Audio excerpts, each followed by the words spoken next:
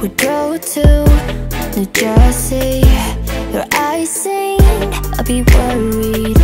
You said it was nothing, but I know you get buried in the sorrow of us, in the sorrow of us. How did we end up here? We used to laugh so hard. When did we stop loving, babe? When did it all go too far?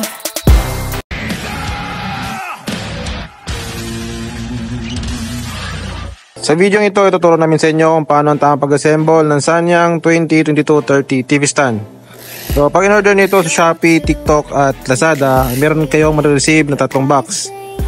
Yung sa bracket, sa brace, bracket at sa tempered glass.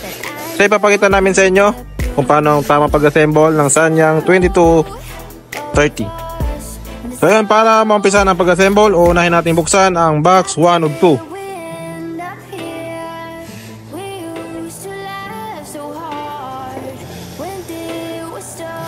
Buksan natin yung item. Make sure natin na ma-check yung laman na merong 7 pieces parts.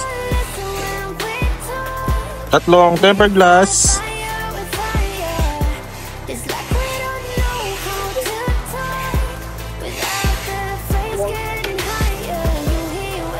Merong 2 brace na bakal. 2 metal frame. Accessories, rubber footings, at yung ating pangatlong tempered glass. So first step na gagawin natin para mabuo natin yung frame, make sure natin na yung malaking butas ay nasa itaas at yung maliit na butas ay nasa ibaba. So yung pattern lang nito ay dapat yung butas na may trade para sa ibaba, yun yung nasa ilalim para may lagay natin ng ating footings. So ilalagay na natin.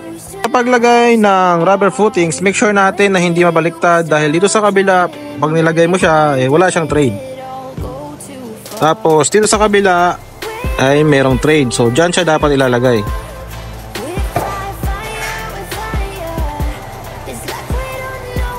So ganon din doon sa 4 na sides. Once na nailagay na ang 4 na rubber footings, next natin is ilapat na natin ito sa sahig.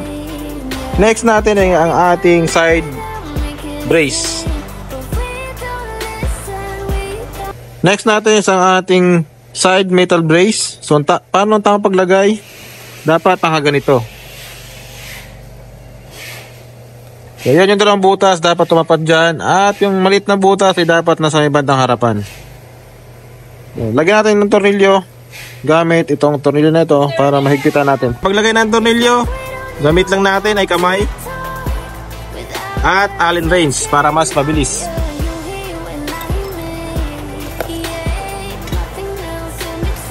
So, hindi siya kasya. Isa-isa pa yan.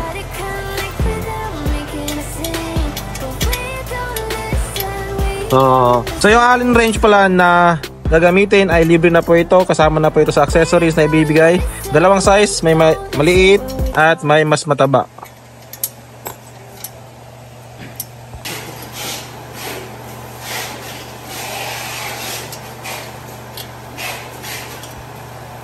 After natin mahigpitan yung tornilyo sa baba, so ganito na dapat ang maging itsura ng ating frame sa baba at sa may side. Next natin ilagay ay yung top frame natin. Once nabuo na natin yung ating frame, make sure lang natin na yung butas sa may likod, 2 ay tumapat dito sa may butas sa may bandang itaas. At butas naman natin sa ating side panel brace ay dapat nasa harapan yung butas, tumapat din dito sa may kabila. So next na natin is ang ating poste. Ito na po ay maging itsura ng ating poste ng ating TV stand. Mayroon 2 butas sa baba, sa gitna at sa taas. So para ilagay ganito. Ang tamang paglagay ng ating poste, make sure natin na tumapat yung butas dito, yung gitna at sa may baba. So lalagyan natin ng screw para may kabit natin na maayos. Yung tornilyo ilalagay natin ay itong malalaki at gamit natin yung alin na mas malaki din para magkasya dito. So ilalagay na natin dito. Malagyan ng screw yung ating poste. Next na natin itong ating rubber para dun sa butas ng poste. Support. Itong dalawa. Sa baba sa itaas. Lagay ng rubber. Support. Make sure lang malapat siya dito sa may butas ng ating metal at pupukin lang natin gamit ng martilyo, rubber mallet o pwede rin sa kamay kung ano yung pwede na panglagay natin. So, ilapat lang natin ng maayos. Okay.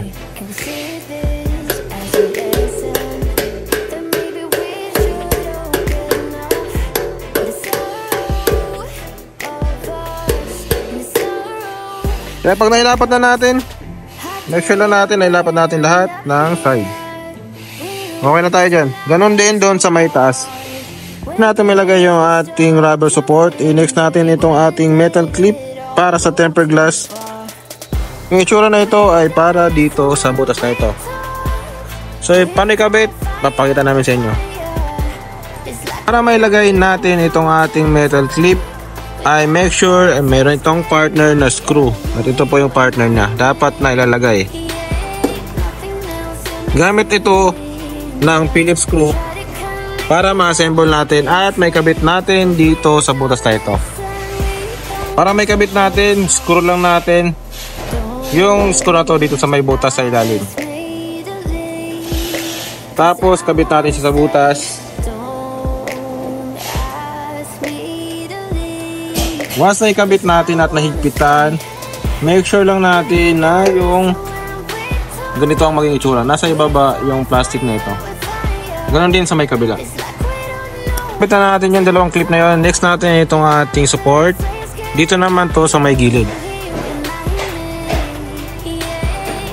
Ang partner at ang gamit ng screw nito ay itong white na to na may flat yung may bandang ulo. Kabit natin gamit ang screw.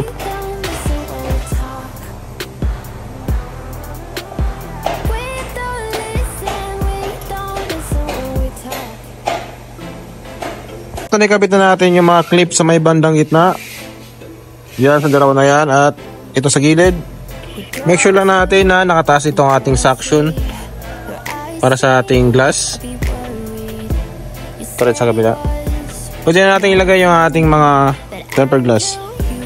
Pwede natin ilagay yung ating suction cup. 4 na suction cup para dito sa baba. Para ilagay, simple lang, ilalagay mo lang sa butas. Ganyan. Ganyan din sa may 4 na sides. Uunahin na natin ilagay yung ating tempered glass dito sa may bandang ibaba. Make sure lang natin yung logo ay nasa ibandang harapan. O depende na sa inyo kung paano i-assemble. Pwedeng ilagay rin sa likod, pwede sa harap. Pakita namin sa inyo kung paano ang paglagay.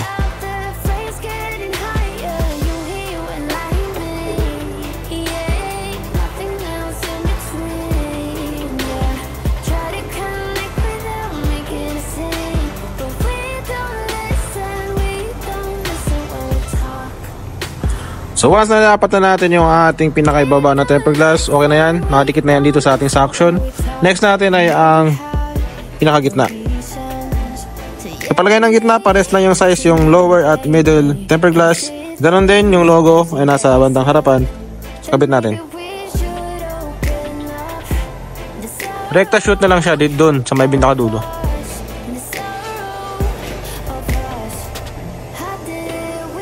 Yan.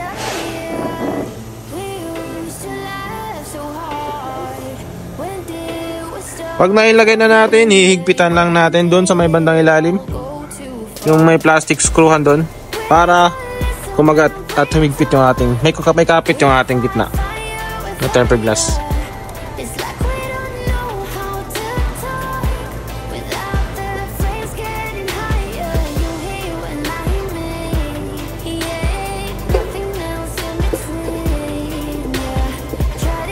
O, para once nahigpitan natin, okay na yan. Dito nakapatong lang to. Next natin ay ating top tempered glass. Top tempered glass ay naiiba doon sa dalawang tempered glass like sa lower and middle.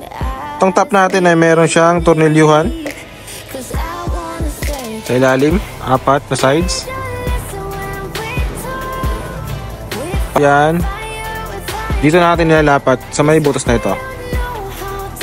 So ipakita namin sa iyo kung paano paglagay. Ito nilapat na yung ating tempered glass. Lalagyan natin ng screw gamit itong malalaki na ito. At kailangan natin lagyan din ng washer dahil medyo malaki yung butas niya dito sa may bandang ilalim para mag-lock lang.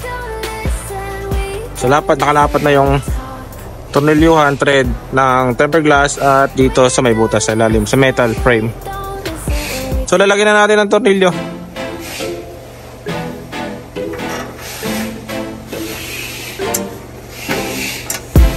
We go to New Jersey, your eyes sing, I'll be worried. Basta may lagyan, make sure malagyan natin lahat. Pati yung sa dulo na sides. You get buried in the sorrow of us, in the sorrow of us.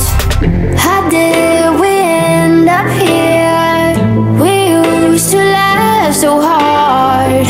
When did we stop loving? Basta ilagay na natin ng ating lower, middle, and tempered glass. At nagpitan na natin lahat. Next na natin is ang ating bracket. Hindi na natin pinakahuling ikakabit. Ang laman ng ating long box ng ating bracket, may dalawang kabitan. Hindi natin kakabit yung ating TV. At may libreng tornilyo. Pero yung tornilyo na to hindi na natin makakabit dito sa ating inassemble na item. Excess na po ito para ito sa mga TV sizes na gusto nyo ilagay. O para i-wall mount sa mga wall natin. May natin tornilyo sa pagkabit ng ating bracket ay itong malaking white na to. At may washer syempre. Para pang lalong mahigpit yung ating paglagay. Kapit na natin siya sa 4 na butas na ito. I-lock natin, kailangan din natin ang bolt na ito para dun sa may likod kakapitan ng ating tornilyo. So pakita namin sa inyo paano paglagay.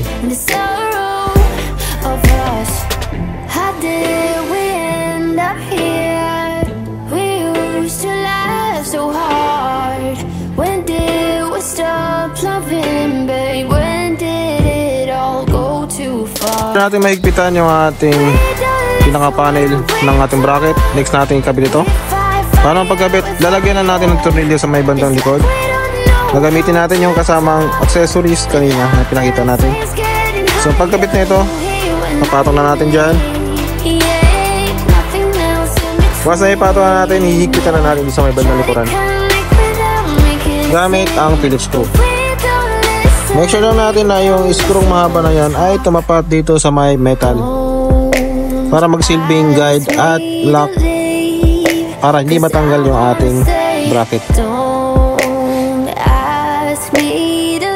So make sure na nakaganyan lang, huwag sobrang sagad, huwag sobrang higpit para magsilbing lock lang siya at masugusog natin. Yung itsura kapag nakabitan natin yung ating bracket at yung lock sa may likuran, maluwag lang para ma-adjust natin once na kung ano yung kailangan ng ating TV na size at hindi na rin siya matanggal. Ganon din dun sa paglagay ng sa isa. Pagkatapos natin asimbolin, ayan na yung maging itsura ng ating Sanyang TV stand 20-22-30. So yung mag-fit na TV dyan is 32 to 43 inch yung ating recommended na TV na pwedeng ilagay dyan sa ating TV stand with bracket. So yun na ang lahat ng full tutorial kung paano assemblin itong ating item na Sanyang TV stand 20-22-30. You said it was nothing, but I know you get buried in the sorrow of us, in the sorrow of us. How did we end up here? We used to laugh so hard. When did we stop loving, babe? When did it all go too far?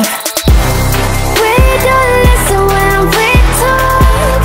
We fight fire with fire. It's like we don't know how to talk without the flames getting higher. You hear when I hear me, yeah. Nothing else in between, yeah. Try to come